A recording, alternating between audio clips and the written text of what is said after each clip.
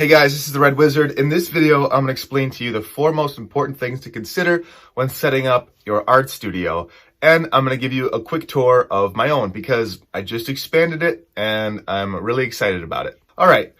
So to me, the 4 most important things to consider when setting up your art studio are inspiration, workspace, storage, and lighting. So those are the 4 things we're going to go over. And if you're watching this video, I want you to congratulate yourself because that means you are ready to dedicate a space of your home, apartment, office, bedroom, whatever towards making your artwork. One important thing to consider is you don't need a lot of space. What's the most important part about your art studio space is that you only make artwork in that space. I believe Stephen King, the famous author, he wrote his first novel literally with his typewriter on his lap in his laundry room. He did a lot of work in a tiny little space, and needless to say, he's a world famous writer now. So just have a spot that you're going to do your work and dedicate it to that craft.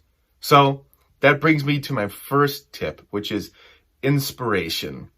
You want your art space to be some place that totally inspires you to do your artwork and, more importantly, functions well so you can get your work done while you're there. For example, I learned if I put work stuff or hobby stuff or like bills onto my workspace, it would totally really just kill the vibe because I would be like, okay, I'm going to go to my studio and do my artwork. And then I'd get down there and I would be reminded of all this crap that I didn't want to have to deal with. Or at least it wasn't artwork and it would just totally get me out of the mood. So keep that space sacred. Keep that space for your artwork. The second most important thing is your workspace. How are you going to work in that workspace and how are you going to set it up to make your work more efficient? One of my favorite quotes by an architect is by Le Corbusier, and he said, "A home is a machine for living." Well, we set up our homes to make life more efficient, okay? We don't park our cars on top of our beds, right? We don't put the toilet in the kitchen, okay? So make sure you're not doing that in your own art studio. And really, your art studio should be set up in a way that it helps you make your work faster and it should be more efficient, okay? I believe that speed is a really important factor in making artwork. The more artwork you make, the better you're going to be at it. And the faster you can do it, well, you're just going to get more done. So let me show you my workspace in my studio, and I'll share with you how I designed it this way over a few years of trial and error. I almost forgot to mention, the things I'm going to show you in my art studio, all of these things have been thrifted, gotten for free, or have been literally taken from the garbage. Certain things like lighting and equipment I've got at like home improvement stores, okay? Almost nothing you're going to see in this room is any specialized art equipment, tables, objects of that nature in this studio. So this is totally a budget-friendly video. All right, let's look at the upgrade I made to my clipping storage. At first, all of my clippings I kept in these 2 drawers, which if I removed a page from a magazine and I wanted to file it away, I would put it into one of these drawers, and each drawer has a subject. For example, this is like biology diagram stuff. Let's go egg. And those would go in here. But what started to bother me was I wanted to start filing for projects. Let's say, for example, my Turbo Keto magazine, which is all meat and wrestling people. I wanted to be able to have a smaller space that I could put only objects for that project in here. So this little mailbox situation thing has been really handy for that. Up here on my top shelf, I still have my small cigar boxes and stuff like that to hold my really small things. There's a bunch of Z's. Everyone needs a Z. Yeah, so still got this going on, but this recent acquisition has been fantastic. And I also have project-based storage over here, another wire shelf. I have my eyeball t-shirt, soon to be available on my store, going on here. Another zine project, and these, what do you call that? Board game boxes have been super handy.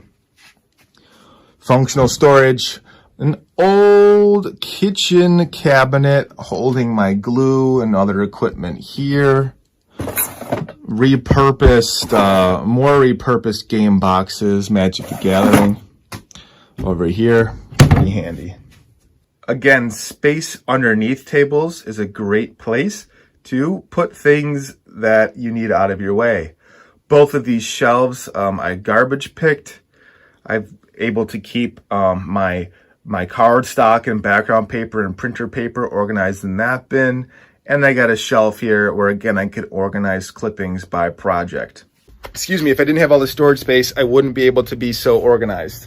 Oh, lots more storage space over here. So this is the other room I expanded into. This is huge. All of these shelves were, again, basement items that I like repurposed. All of these milk crates and stuff down here. I think I bought 2 of those like when I was in high school. 2 more of those home improvement center wire shelves holding tons of magazines. This is a nice wood shelf that I got from my grandfather's house. This work table, another work surface. This is something that I got from my folks' house. They weren't using anymore. So yeah, I doubled my workspace in here. I got my posted stuff here. I got more project space here. It's just functional, useful space. I'm so happy right now. I'm going to be able to get so much more work done. So let's talk a little bit about, oh wait, no, not inspiration yet. I'm going to show you the other room I expanded into. We're in the basement. You're going to hear the air conditioning. So I wanted a space that I could do more mixed media stuff using paints and stuff like that. So I expanded into this part of my basement. I got 2 easels there. One I got at the flea market, the metal one for next to nothing. The wood one, an old art teacher gave me when he found out that I was an art teacher. I got more storage here. Big old chests that nobody uses anymore, full of paints and things like that, and I could use those when I go to street art festivals and stuff like that. So not too much going on here yet, but the reason why you haven't really seen me all summer is because I was getting leaking water in here as I was trying to set up this expanded part of my art studio. So I had to literally take apart my air conditioner. You could see the old water lines and stains and stuff like that. I had to take apart the air conditioner in order to figure out what was wrong with it to get it fixed. So man, achievement unlocked. It was one of the biggest pains of the butt in my life, but I couldn't comfortably move into a space and work in there and put my paintings in there if I knew it was full of old water and stuff. So anyway, that's gonna be future later on in the year. Okay, let's talk about lighting. Now, there's a bunch of awesome videos on YouTube for how to light your artwork that get a lot more in depth than this video will. I'll put a link in the description for you, but let me just show you how I set mine up.